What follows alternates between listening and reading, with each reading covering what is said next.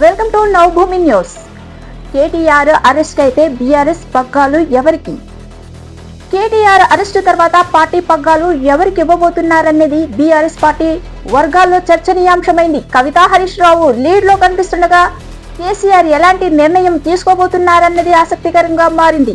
కవితకే బాధ్యతలు అప్పగిస్తారని సమాచారం. ఫార్ములా ఈ కార్ రేసు ఇష్యూలో కేటీఆర్ అరెస్టు దాదాపు ఖాయమైనట్లు తెలుస్తుంది. గురువారము ఏసీబీ కేటీఆర్ ను A1 నిందితుడిగా పేర్కొంటూ కేసు ఫైల్ చేయగా శుక్రవారం ఈ కేసులోని ఈడీ ఎంటర్ అయింది. ఈ నేపథ్యంలో కేటీఆర్ జైలుకు వెళ్లడం ఖాయముగా కనిపిస్తున్న తరుణంలో బీఆర్ఎస్ పార్టీ వర్గాల్లో కొత్త చర్చ మొదలైంది. అధికారం కోల్పోయిన తర్వాత కేసీఆర్ పూర్తిగా ఫామ్ హౌస్ కు పరిమితం అవ్వగా కేటీఆర్ ముందుండి పార్టీని నడిపిస్తున్నారు. అయితే ఇప్పుడు కేటీఆర్ అరెస్ట్ అయితే నెక్స్ట్ పార్టీని లీడ్ చేసేదెవరు?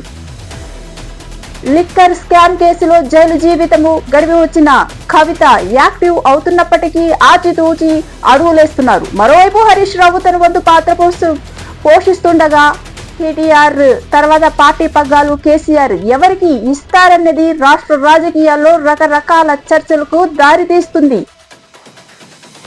బీఆర్ఎస్ అధినేత కేసీఆర్ త్వరలో అమెరికా వెళ్లబోతున్నారని షెడ్యూల్ ఖరారైందని విశ్వసనీయంగా తెలుస్తుంది. అయితే ఇదే సమయంలో కేటీఆర్ అరెస్ట్ అయితే పార్టీ పరిస్థితి ఏంటని పార్టీ వర్గాలు టెన్షన్ పడుతున్నట్లు తెలుస్తుంది. కేటీఆర్ కు ప్రత్యామ్నాయముగా కవిత, హరీష్ రావు ఉన్నప్పటికీ ఆ ఇద్దరు పార్టీని సమర్థవంతంగా నడిపించగలరా అనే విషయంలో అనుమానాలు వ్యక్తమవుతున్నాయి. కానీ కేసీఆర్ మాత్రం వారిద్దరిలో ఒకరికి పార్టీ పగ్గాలు అప్పగించేందుకు సిద్ధమయ్యారని తెలుస్తుంది. ముఖ్యంగా ఇంట్లో మౌనంగా ఉంటున్న కవితను ముందస్తు జాగ్రత్తతోనే రంగంలోకి దింపారు. ఒకవేళ కేటీఆర్ అరెస్ట్ అయితే జైలుకు వెళ్తే బీఆర్ఎస్ పగ్గాలు పక్కాగా కవితకే.